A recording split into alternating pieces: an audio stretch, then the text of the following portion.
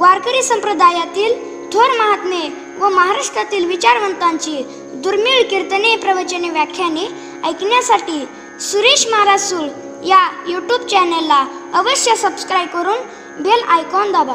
या कलीच्या विरोधी प्रवाहामध्ये जर या महाराष्ट्रामध्ये जर ही काही आस्तिकता, साधकता, वैष्णवता शिल्लक असेल तर त्या सगळ्याचं श्रेय ज्ञानेश्वर माऊलींना आहे.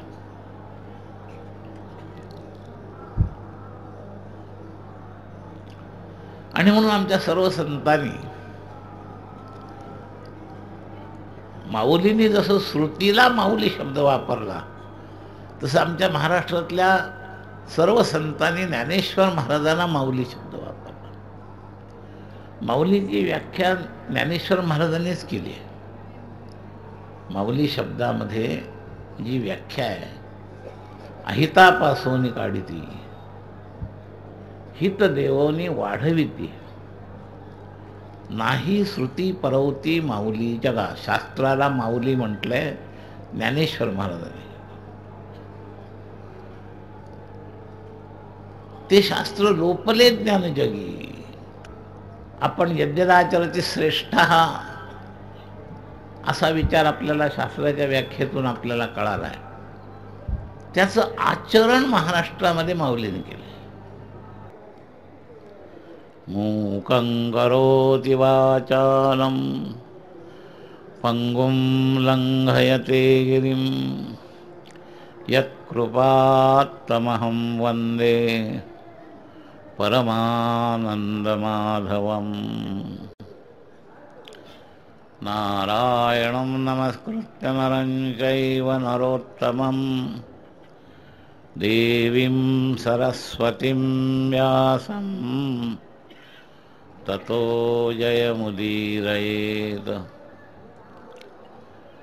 गुरुर्ब्रह्मा गुरुर्विष्णु गुरुर्देवो महेश्वरः गुरुः साक्षात् परब्रह्म तस्मै श्री गुरवे नमः. प्रपन्नपारिजाताय तोत्रवेत्रैकपाणये ज्ञानमुद्राय कृष्णाय गीतामृतद्वे नमः. वसुदेवसुतं देवं कंसचाणूरमर्दनं देवकी परमानन्दं कृष्णं वन्दे जगद्गुरुं. वंशी विभूषितकरान्नवनीरलाभान् पीताम्बरादरुणबिम्बफलाधरोष्ठात् पूर्णेन्दुसुन्दरमुखादरविन्दनेत्रात् कृष्णात् परं किमपि तत्त्वमहं न जाने. पुण्डलीकवरदा हरिविठ्ठल श्री ज्ञानदेव तुकाराम ज्ञानेश्वर महाराज की जय. जगद्गुरु तुकाराम महाराज की जय. सब संतन की जय.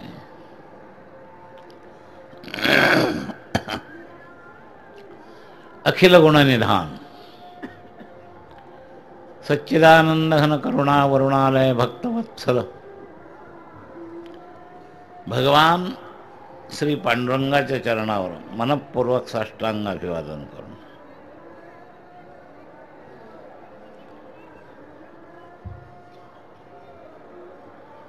आद्याचार्यांपासून स्मदाचार्यांपर्यंत सकल संत वृंदांना साष्टांग अभिवादन करून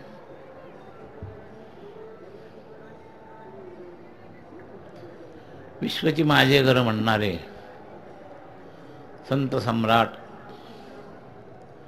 दयाघन त्यांना आळंदी वल्लभाम म्हणतात, आळंदी निवासी चिरचिंतन निवास या ठिकाणी असणारे संत सम्राट श्री ज्ञानेश्वर महाराजांना अंतःकरणपूर्वक साष्टांग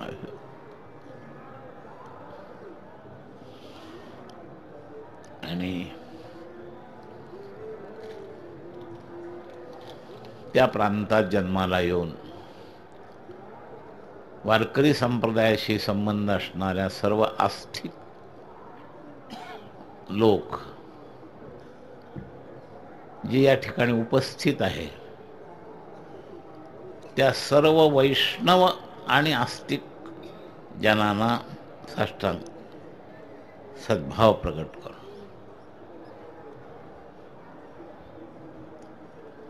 मी वैष्णवाबरोबर आस्तिक नुसतं का म्हणलो तर अजूनही कुठंतरी प्रवाहानं आलेले परंतु वैष्णव न झालेले सुद्धा इथे येतात, म्हणून त्यांचाही उल्लेख व्हावा म्हणून या सर्वांबद्दल सद्भाव प्रकट करून वर्षानुवर्ष माऊलींच्या नंतर संत मांदियाळीनं स्वतः पांडुरंगाने समर्थन करून माऊलींच्या सानिध्यामध्ये येण्याचा जो प्रथा गेल्या 719 वर्षापासून आहे.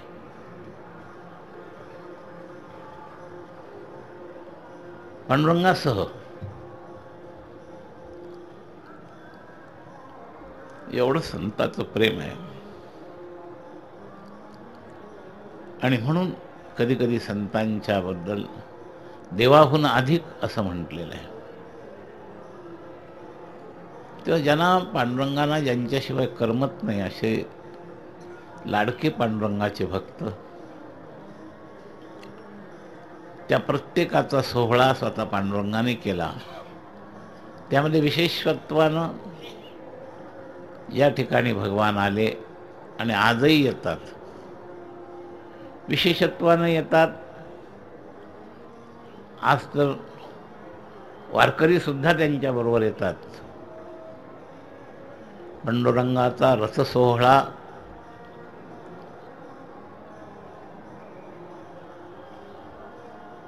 इथं सुरू झालेला आहे की वारकऱ्यांसमवेत पांडुरंग इथे येतात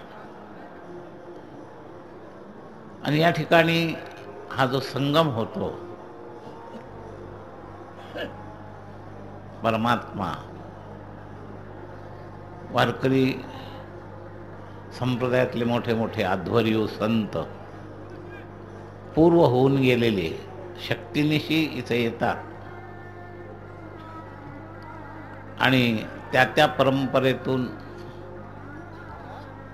अनेक वारकरी महाराष्ट्रात जे परंपरेनं चालू आहेत ती सगळी मंडळी मोठ्या आवडीनं या ठिकाणी येतात. सगळं एकत्र केलं तर पांडुरंगापेक्षाही जास्त वैभव संतांचं या महाराष्ट्रात होईल. जेवढं पांडुरंगाचे दर्शनार्थी तेवढे संतांचे दर्शनार्थी. तेव्हा याचं एक महत्वाचं कारण, दोघांनी एकमेकाचा तो महिमा बसवलेला आहे. वैष्णवाकरता भगवत प्राप्ती हा सिद्धांत असतोच आणि त्या सिद्धांताकरता पण ते हाती धरली पाटी याप्रमाणे बोट धरून चालणारे ज्यांच्या विना भगवत प्राप्ती होतच नाही. हरिप्राप्तीसी उपाय धरावे संताचे ते पाय, तेने साधती साधने.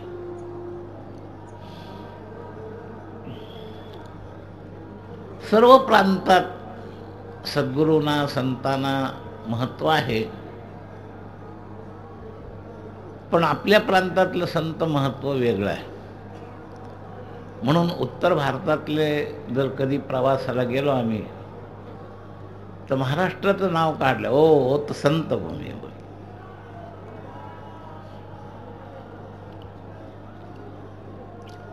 अनेक संत सामान्य ते सामान्य लोकांना घेऊन जाण्यासाठी या प्रांतात अवतरित झाले. त्यातला महामेरू अग्रगण्य पाया असं ज्यांचं स्थान बहिणाबाईनं दिलंय. ज्ञानदेवे रचला पाया उभारिले देवालय.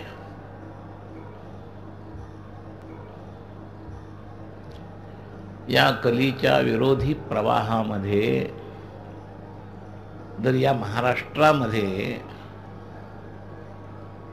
जर ही काही आस्तिकता, साधकता, वैष्णवता शिल्लक असेल तर त्या सगळ्याचं श्रेय ज्ञानेश्वर माऊलींना आहे.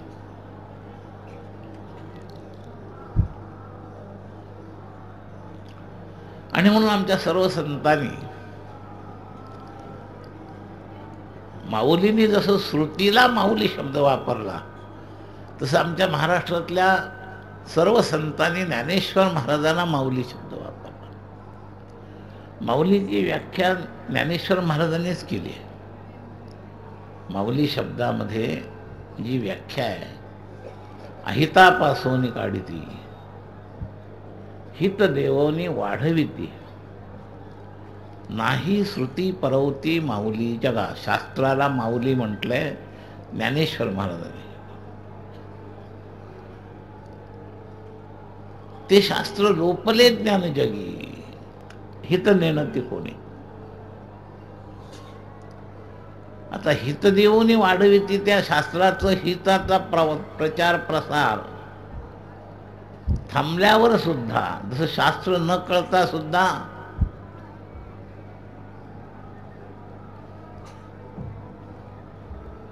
आपण यज्ञाचरती श्रेष्ठ हा असा विचार आपल्याला शास्त्राच्या व्याख्येतून आपल्याला कळाला आहे. त्याचं आचरण महाराष्ट्रामध्ये माऊलीने केलं आणि त्यामध्ये सर्व प्रकारचा भाग सापडेल तुम्हाला. अहितापासून काढती, हितदेवोनी वाढविती. तर ही जी हितैषी वृत्ती आहे ही फार महत्वाची आहे.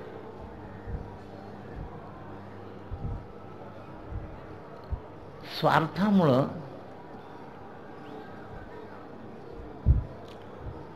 हितैषी वृत्ती सर्वसामान्य लोकांच्या व्यवहारातून समाप्त झालेली. सर्वसामान्य माणसं कोणीच कुणाच्या हितैषी राहिलेलं नाही. अरे बाप सुद्धा मुलाच्या हितैषी नाही, आई हितैषी नाही. नाहीतर ज्या पेपरला बातम्या येतात, मुलाचा खून झाला, आईचा खून झाला, बापाचा खून झाला, ही हितैषी वृत्ती जर शिल्लक असते तर हे असले काही प्रकार घडले नसते. तर सामान्यात असणारी हितैषी वृत्ती कलीनं लुप्त करून टाकली. ती सामान्यापर्यंत होती. जोपर्यंत धर्मानुशासन त्रेतायुगापर्यंत ज्या टप्प्याने चालत होतं त्यामध्ये ही हितैषी वृत्ती सामान्यापर्यंत होती. सांगावं लागत नव्हतं, शिकावं लागत नव्हतं. आणि ती जशी लुप्त झाली, पूर्वीपासून ऋषी मुनी साधू संत यांना महत्व आहेच, पण कलियुगात विशेष का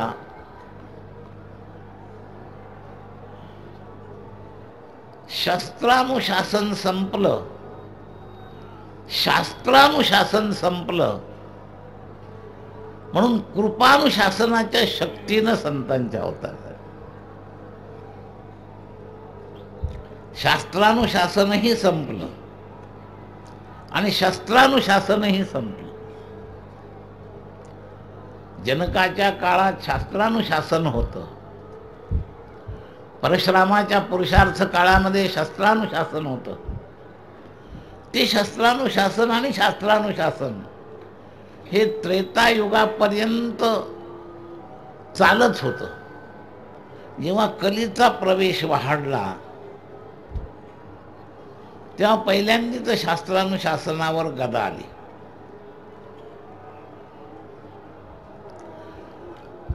शस्त्रानुशासन सर्व करता राहिलं नाही.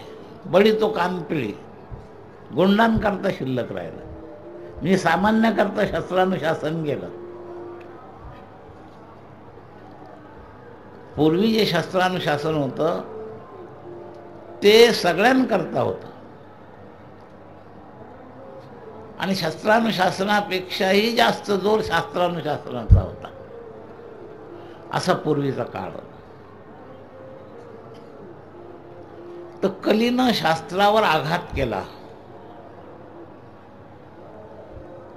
आणि शास्त्रांचा जोर फक्त स्वार्था करता राहिला, स्वार्थपूर्ती करता. हे जे सगळे गुंडगिरीचे लोक आपापले कामं करतात ना, गोळ्यांचे धाक दाखवून, हे जे सगळं अतिरेक, आजकालचा जो आतंकवाद चालू आहे तो सगळा त्याच्यात आला. तर ते शस्त्रानुशासन जे आहे ते आता अध्यात्माकरता हितैषिते करता उपयोगी राहिलं नाही. आता हितैषिते करता जसं शास्त्रानुशासनाला एक वेगळी मर्यादा स्वार्थाची आली, तर संतांनी कृपानुशासन वैष्णवांकरता निर्माण केलं.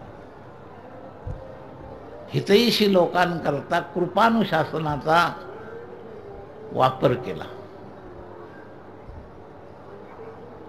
म्हणून माऊलींना उपाधी देताना कृपाळू सज्जन तुम्ही संत जन,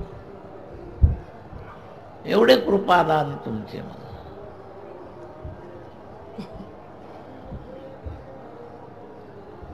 तुकोबराय म्हणले की भगवंताकडे जायला आता हा एवढाच मार्ग शिल्लक आहे. तुका म्हणे तुम्ही निरविल्यावरी, बाकी कोणत्या आधारानं नाही. मग माझा हरी उपेक्षिला. ते जे कृपानुशासन आहे, कृपानुशासन, कृपानुशासनामध्ये काय फरक आहे? कृपानुशासन हे वन वे ट्रॅफिक आहे. वैष्णवाकरता केवळ स्वतःची शक्ती वापरून या अनुशासनात समाजाला आश्रय मिळतो.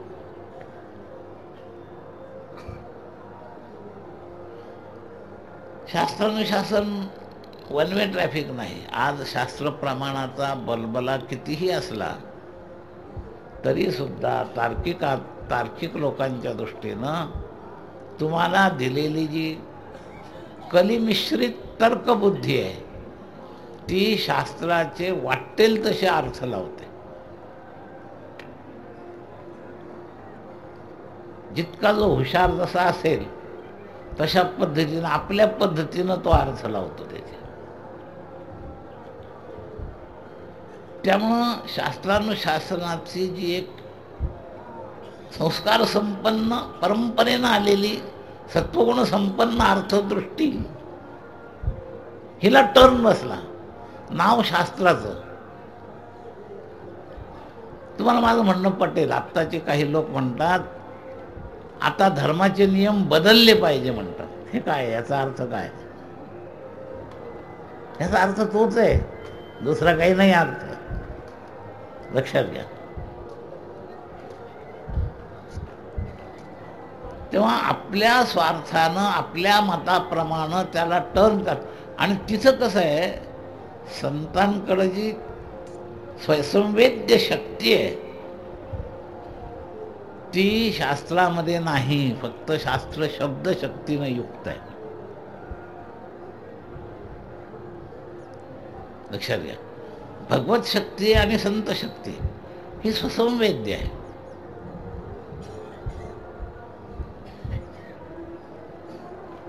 माऊलींनी ओम नमोजी आद्या भगवत शक्तीला स्वसंवेद्य उपाधी दिली, आत्मरूप उपाधी दिली. स्वसंवेद्य आहे. संत शक्ती स्वसंवेद्य आहे. प्रमाणात जरी शास्त्र प्रमाणाचं नाव येत असलं तरी स्वसंवेद्य, गुरु प्रचिती आणि आत्मप्रचिती या दोनच स्वसंवेद्य आहेत. शास्त्र प्रकटीकरण हे जरी बरोबर असलं तरी शास्त्राचा आपल्यापर्यंत येईपर्यंत झालेली जी विकृती आहे या कलीच्या परिणितीनं, कलीच्या शक्तीनं, त्यामुळं आजकाल हे जे वाद आणि विवाद वाढलेले आहेत याच्यामध्ये अर्थ लावणारे अर्थपद्धती, जसं वकिली आपल्यामध्ये व्यवहारात निर्माण झाली की नाही, वकिली काय, कायद्याचा अर्थ लावण्याची पद्धती, जसं शास्त्राचा अर्थ लावण्याची पद्धतीची वकिली या परमार्थात आली आणि त्यामुळे शास्त्रानं शासन दिलं झालं. लक्षात घ्या, ही वकिली पूर्वी नव्हती, सरळ परंपरेने शास्त्राचे अर्थ घेतले जात होते. पण आता त्यात ही वकिली घुसली. जसं कायदे निर्माण झालेल्याचे अर्थ लावायला ही वकिली घुसली आणि म्हणून वर्षानुवर्ष न्यायालयात हे सगळं चालू राहतं, कोर्ट कचेऱ्या. तसं शास्त्राचा मतलब आपल्या आत न घुसू द्यायला हे विवेचन करणारे वकील, जसे व्यवहारातले वकील आहेत ना, तसे विवेचन करणारे वकील आपल्याला शास्त्राचा मतितार्थ आत रुचूच देत नाही. एकाने एक तर्क मांडला की दुसरा तर्क मांडला, एकाने एक प्रमाण मांडलं की दुसरा प्रमाण मांडलं. आणि साधारण साधकाचं सगळ्यात मोठं नुकसान होतं. त्यांचं तर नुकसान पहिलंच झाले, पण त्यांना काय, वकिलांना पैसा पाहिजे. तसं या वकिलांना फक्त लोकेशनान मान पाहिजे, यांना भाग काही नको, हितैषीपणा नको. हे हितैषी राहिले नाहीत तर वकील वाढलेत. विनोदाने कीर्तनकार वकील शब्दाचे अर्थ करतात. व म्हणजे वटवट, की म्हणजे किटकिट, आणि ल म्हणजे लबाड, असा अर्थ करतात. हे मी विनोदातून ऐकलेला, विनोदापुरताच अर्थ सांगतोय तो, त्याचं वाढवायचं काही काम नाही, त्याचा विषय वाढवू नका. तर तसं या वकिली पद्धतीनं हल्ली हे जे धंदेवाली मंडळी आहेत, ज्यांना फक्त लोकेशनीचीच घेणं आहे किंवा सत्ता, लक्ष्मी, वित्तशनीचीच घेणं आहे, ते वन्स मोर मिळवण्याकरता त्याला विनोदाचा जोडतील, त्याला गायनाला जोडतील, त्याच्यातले मूळ सिद्धांत बाजूला राहतील, काही पदरात पडत नाही. हितैषीपणा, वरून नाव रामायणाचं, वरून नाव भागवताचं, वरून नाव शास्त्राच्या ग्रंथांचं, मग ते विचारसागराचं असो का अजून शास्त्रीय कोणते ग्रंथ असो, हे वरून राव असतं. आतून काय, शास्त्र विवेचनकर्त्यामध्ये असणारा हितैषीपणा संपला. अशा वेळेला ही संत मंडळी आपली शक्ती घेऊन बसलेत कृपानुशासन करण्याकरता. आणि हे असं कृपानुशासन करतात की ते तिकडं कुठेही सापडला तर यांच्या ताब्यात घेऊन त्याला बरोबर मार्गी लावतात. म्हणून यांच्या चरणाजवळ या. लक्षात घ्या, योग्य साधकांकरता इथं हे कृपानुशासन चालू आहे. साधकांकरता एवढं लक्षात ठेवा. माऊलींचं वर्णन करताना नाथाने काय केलं, साधकांचा मायबाप, दरुशने हरे ताप, सर्वावती सुखरूप ज्ञानोबा, कृपाळू उदार माझा ज्ञानेश्वर. ते कृपानुशासनाच्या जागेपैकी महाराष्ट्रातलं सिद्धपीठ म्हणजे ज्ञानेश्वर महाराज. बस.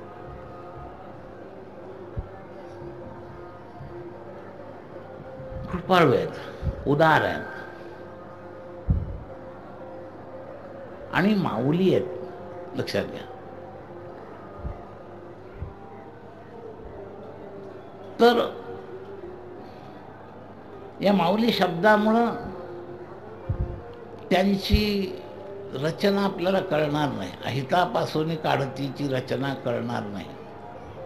कधी कोणा व्यक्तीला कोणापासून बाजूला करतील, कोणाला जुळवून देतील, आपल्याला वरून काहीच कळणार नाही. या कृपानुशासनामध्ये स्वतःचा रोल नेहमी हे गुप्त ठेवतात.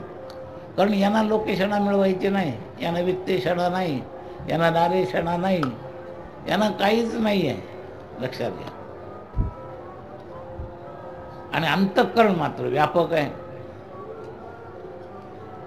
विश्वस्वधर्म सूर्य पाहो हे पसायदानच सांगतं त्यांचं कृपाळूपणा, हितैषीपणा.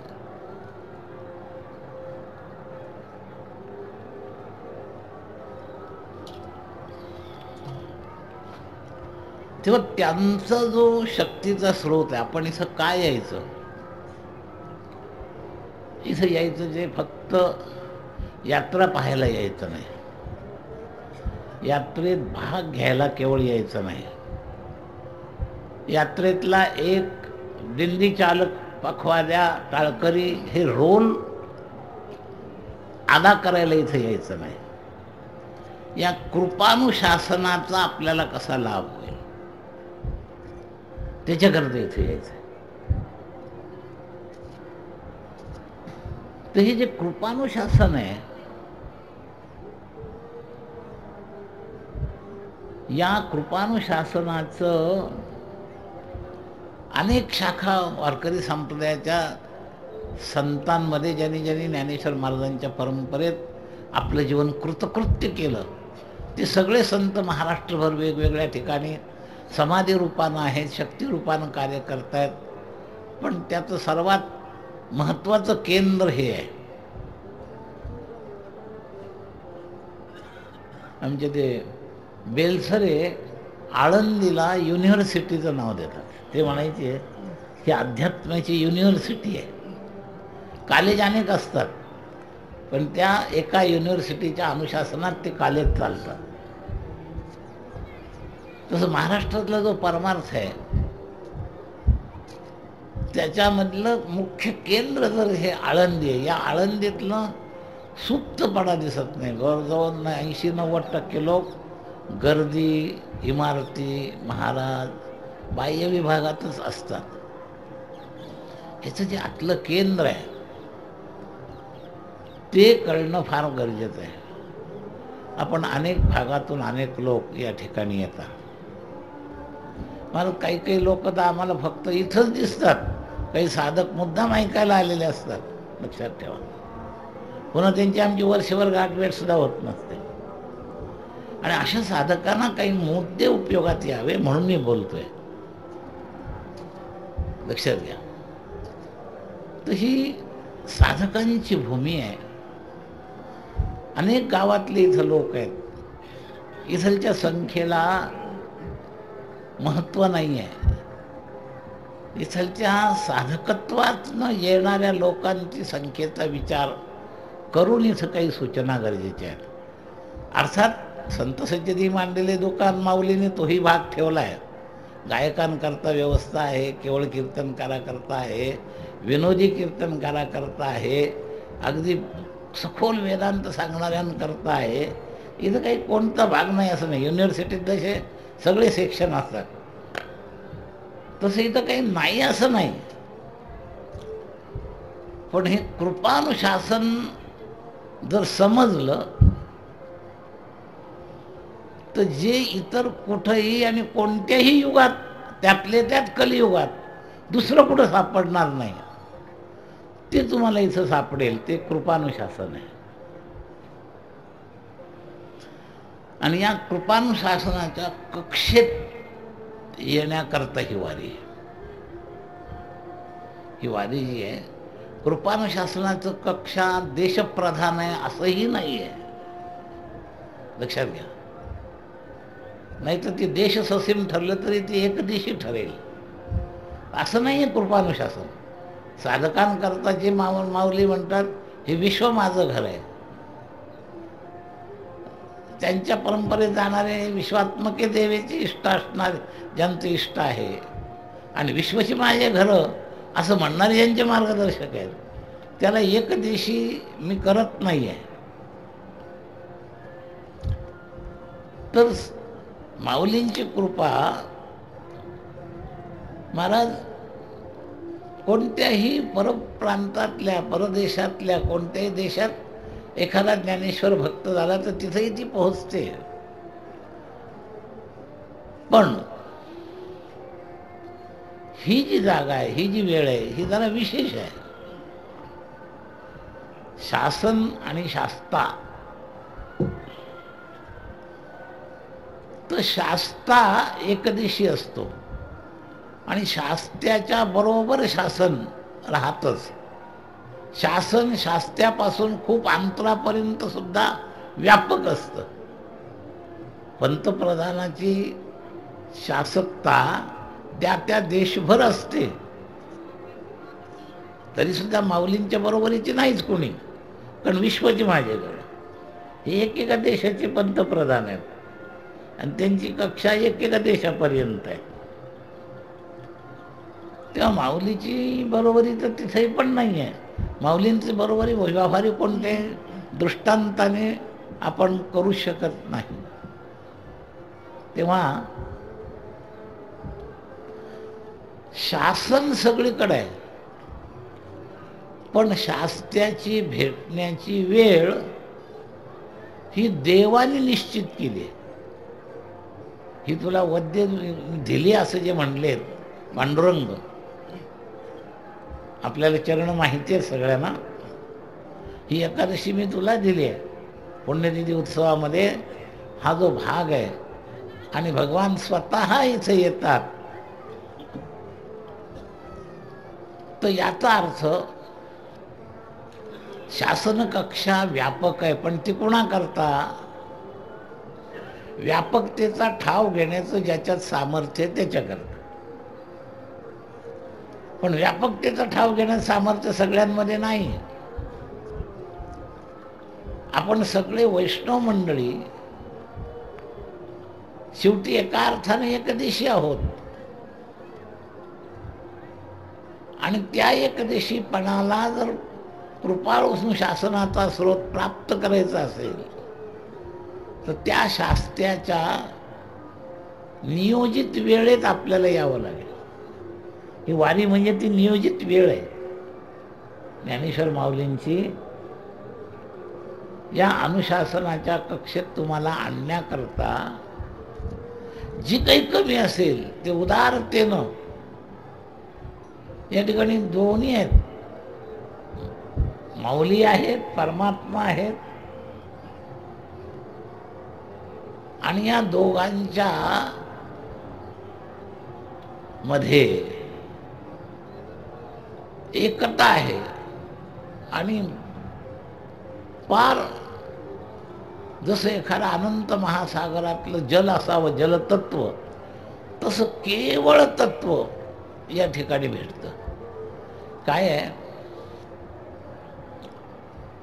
सागरामध्ये लहरी असतात, लहरींचे अनुभव असतात, पण एक असा भाग असतो सखोल आतला की त्या ठिकाणी लहरी नसतात, केवळ जलतत्व असतं. तसं साधारण जगतामध्ये त्रिभिर गुणमयैर भावैरेभिः सर्वमिदं जगत, तर त्या व्यापक जगतामध्ये ही मोहितम, ही मायेच्या लहरीची शक्ती व्याप्त आहे. आणि त्या मोहितम अवस्थेत आपण मोहित आहोत आणि आपल्याला तो वेगळेपणा घालवायचा आहे. मग बुडी ज्ञान माऊलीच्या पायाजवळ या. म्हणजे तळात गेल्यावर जसं जलतत्वच राहतं, लाटा राहत नाहीत,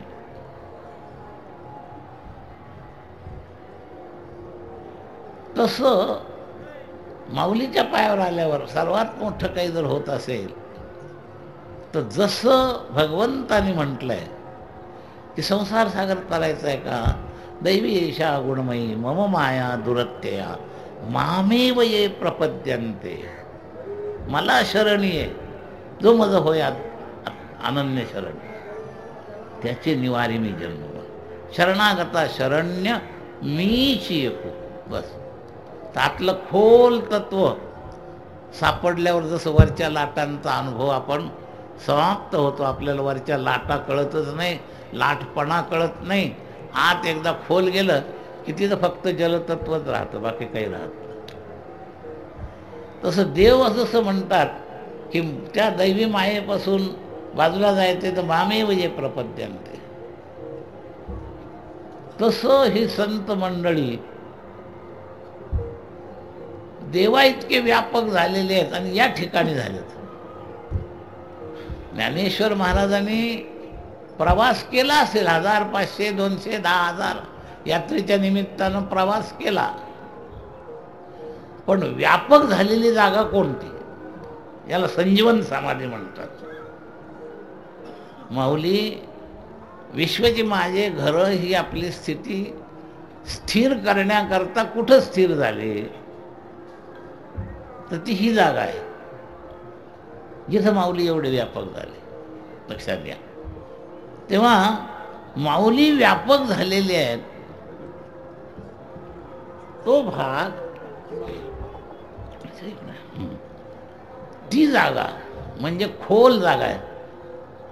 देवतेची संत, देवतेची संत या प्रमाणाचं प्रचिती कुठं आहेत, जिथं माऊलींचा व्यक्तिभाव संपला.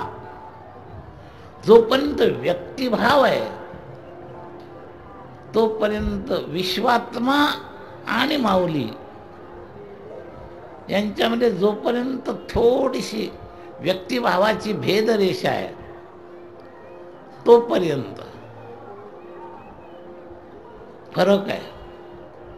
माऊलीने ज्ञानेश्वरी लिहिली म्हणून नेवासा महत्त्वाचा असेल, यात्रा केली म्हणून अनेक तीर्थक्षेत्र महत्त्वाचे असतील, ज्ञानेश्वर महाराजांच्या पायानं पुनीत झालेली, पण तोपर्यंत ज्ञानेश्वर महाराज व्यक्तित्वपणा जो आहे तो जिवंत ठेवून कार्य केलं आहे.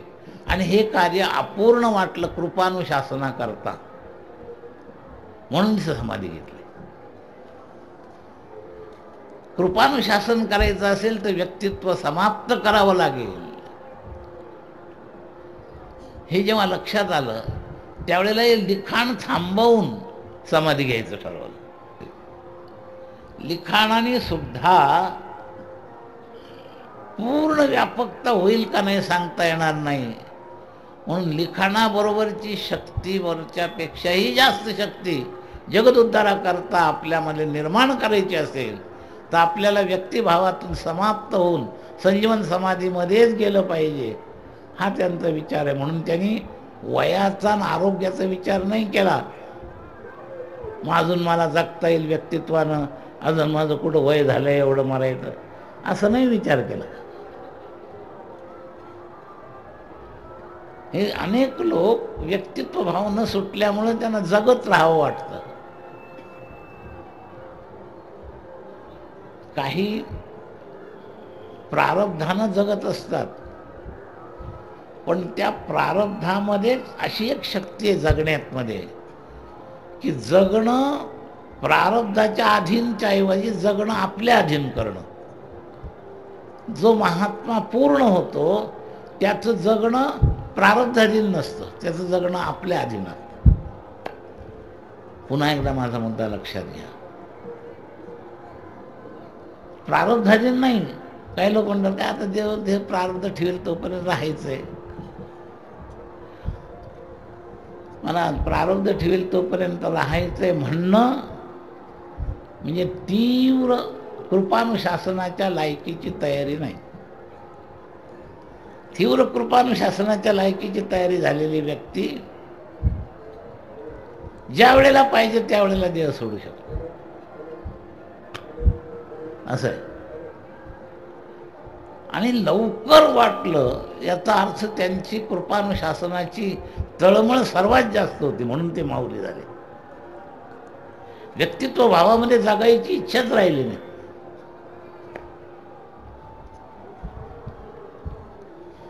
गुरुजींच्या आज्ञेनं ज्ञानेश्वरी लिहिली, ग्रंथरूपानं काही गोष्टी शिल्लक ठेवल्या. पण त्याच्याहीपेक्षा जास्त महत्त्वाची गोष्ट म्हणजे कृपानुशासन करण्याकरता संजीवन समाधीमध्ये गेले, ही सर्वात महत्त्वाची गोष्ट आहे. समाधीचा अर्थ सामान्य नाहीच आहे तो, लक्षात घ्या. तेव्हा ब्रह्म जेवढं व्यापक आहे तेवढं व्यापक होण्याची ताकद या संजीवन समाधीमध्ये. आणि त्या ब्रह्म म्हणून तर ब्रह्मलीन ज्ञानी माणसं आपल्याला ब्रह्मलीन जे म्हणतात त्याचं कारण ते आहे. पण काही लोक ब्रह्मलीन होतात, पण एका विशिष्ट लेव्हलनं नव्हे. माऊलीपणा जो जिवंत राहिला आहे तो याच्यामुळं की कृपानुशासनाची तीव्रतम इच्छा त्यांच्यात होती, आणि तो अनुभव आज आहे सारखा दिसतो. जसं ब्रह्म आहे या शक्तीमध्ये जेवढं महत्त्व परमात्मा तत्वाला आहे, जेवढं महत्त्व ब्रह्मतत्वाला आहे, तेवढंच महत्त्व आज माऊलींच्या आहेपणाला या ठिकाणी आहे. जर अवघड वाक्य लक्षात आलं तर लक्षात येईल. महत्त्वाचं वाक्य मी वापरलंय. तर हा जो आहेपणा आहे त्यांचा,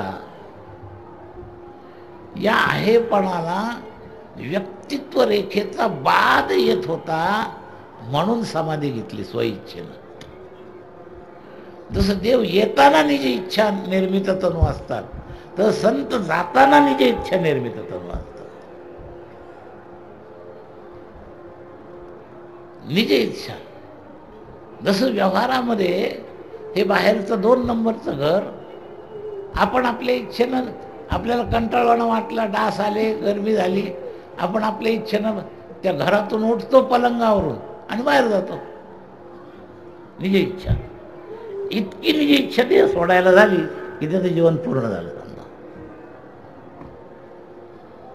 जितकं सहज तुम्ही एखाद्या घरातून उठून बाहेर जाण्याकरता उठता आणि बाहेर जाता, जितकं सहज तितकं सहज, म्हणजे प्रारब्धाची रेखा ओलांडल्याशिवाय ही सहजता येत नाही.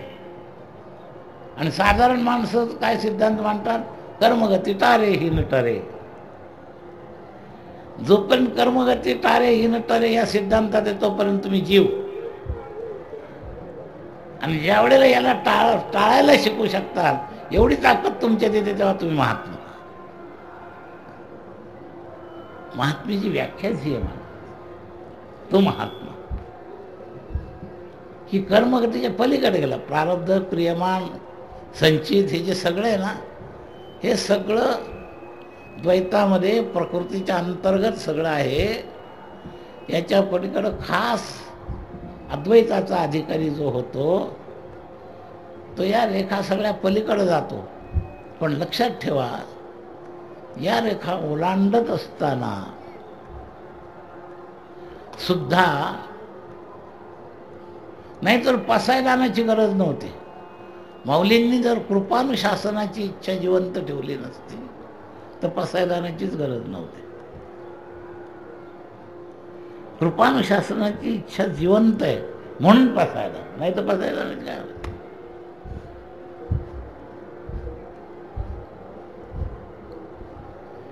हे जे मागितलं पसायदान, आणि हे पसायदान मागण्यावरून त्यांची कृपानुशासनाची शक्ती आपल्याला कळाली, तर शहाणे असाल तर या कृपानुशासनाच्या शक्तीचे पाय धरा.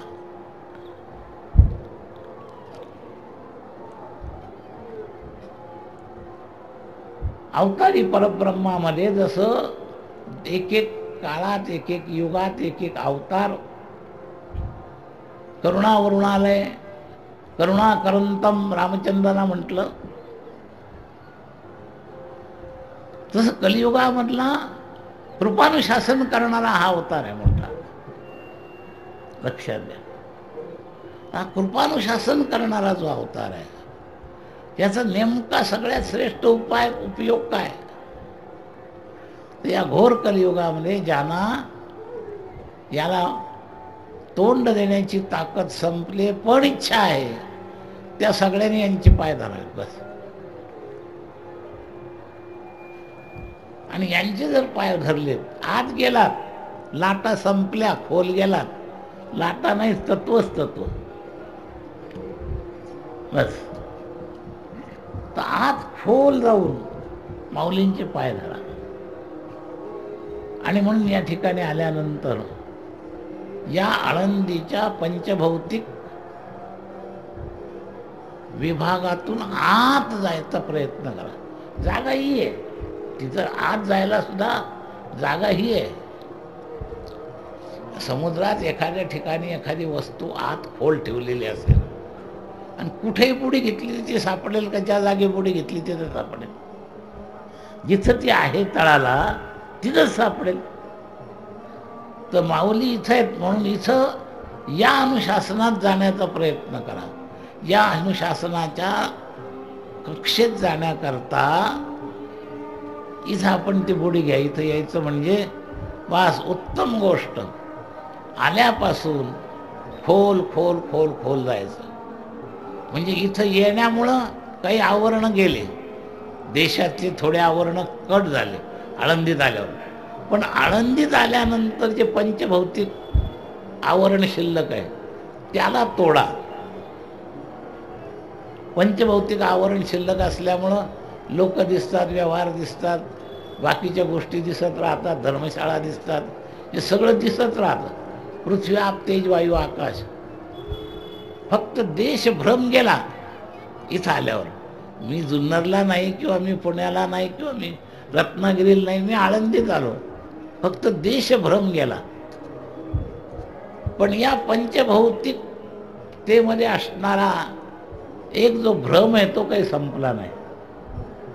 तर इथं साधन काय करायचं? वारीत येऊन इथं आपल्या भोवती असणारा सगळा पंचभौतिक भ्रम घालवायचा. रोज बसा, आपल्या निवांत स्थानामध्ये बसा आणि इथं पृथ्वी नाही, आकाश नाही, जल नाही, वायू नाही, इथं फक्त तत्व आहे. कृपानुशासित ज्ञानेश्वर माऊली यांचं तत्व इथं आहे. असा भाव घेत घेत घेत घेत विसरत जा. विसरत इतकं विसरायचं, इतकं विसरायचं की इथं आळंदी हे नाव सुद्धा विसरायचं. येईपर्यंत आळंदी नाव ठेवा. तुमच्या भागाचा देश भ्रम घालवेपर्यंत आळंदीचं नाव ठेवा. पण इथं आल्यानंतर पंचभौतिक सगळा भ्रम विसरत विसरत आळंदी नावाचं केंद्र सुद्धा विसरा. फक्त माऊली नावाचं एकच तत्व लक्षात ठेवा. माऊली. बाहेर आपण आळंदी आणि माऊली याचं समीकरण ठेवतो. इथं आल्यावर आळंदी आणि माऊलीपैकी आळंदी सुद्धा समीकरण काढून टाका. आता यायचं ते आलोय आपण, त्यांच्या कृपेने इथं आलोय. आता त्याची काय गरज आहे? तेच विसरा. आळंदी विसरली तर फड विसरतील. आळंदी विसरली तर पंचभौतिक ह्याला मदत होईल विसरायला. नाही तर आळंदी म्हणलं की त्याच्याबरोबर हे सगळं येईल. दिंड्या येतील, मठ येतील, आश्रम येतील, हे सगळं येईल आणि तत्वापाशी चिकटायला प्रतिबंध करेल. तत्वापाशी चिकटायला प्रतिबंध करेल. ते वारी करायची ना, इथं येऊन काय करायचं? इथं आलात भाग्यवान. कारण एका भ्रांतीतून बाजूला झालो आपण. तिकडं असताना जे आपल्या भोवतीची देशभ्रांती चिकटली, तालुका देश काय जिल्हे जे असेल ती तुटून आपण इथं आलो. आता मी आळंदीत आहे एवढं वाटतं ना तुम्हाला? हा अहंकार पकडला तुम्ही. आता मी आळंदीत आहे. पण या आळंदीबरोबर आळंदीचं भौतिक स्वरूप आपण लवकर विसरत नाही. इथलची दगडं, माती, धर्मशाळा, व्यक्तित्व, विसरत नाही. याला विसरा. आणि याला जेव्हा तुम्ही विसराल तेव्हा मूळ तत्व जे माऊली आहे, जी कृपानुशासना करता सदा सदा करता इथं थांबली आहे, ते तत्व तुम्हाला स्पर्श होईल. आणि ते तत्व स्पर्श झालं की तुमचं काम झालं म्हणून समजा. लक्षात घ्या, तुमच्या जीवनात एका वारीत काम होईल. मी सांगतो अशी वारी करा, तुमचं नाही कल्याण झालं तर मी जबाबदार. बरं, एका वारीत काम होईल. फक्त या कृपानुशासनामध्ये स्पर्श करण्याकरता या पद्धतीनं चला. समय जातो निघून, 5 वाजले, पण तुम्हाला एका वाक्यात कल्याणाचं सूत्र सांगितलं. घ्याल तर लाभ तुमचा आहे, आणि मी तर याल तर तुमच्यासह, न याल तर तुमच्या विना मी जाणारच आहे. तुम्ही आलात तर अधिक चांगलं आहे, नाही आलात तरी तुम्ही वेगळे म्हणून मला काही चिंतन करायची गरज नाही. जर सगळ्या आळंदीच्या भौतिक सगळ्या वातावरणाला विसरायचं आहे तर मर्यादित तुमच्यापुरतं तरी लक्ष ठेवायचं काय कारण आहे. तेव्हा याल तर तुमच्यासह, न याल तर तुमच्या विना, पण जे मला कळलंय ते तुमच्यापर्यंत माऊलींनी ही संधी दिली म्हणून तुमच्यापर्यंत सांगितलं. लाभ घ्या आपलं सगळ्याचं कल्याण. पुंडलिक वरदा हरी विठ्ठल. श्री ज्ञानदेव तुकाराम ज्ञानेश्वर महाराज की जय. विठाला विठाला विठाला विठाल विठाल.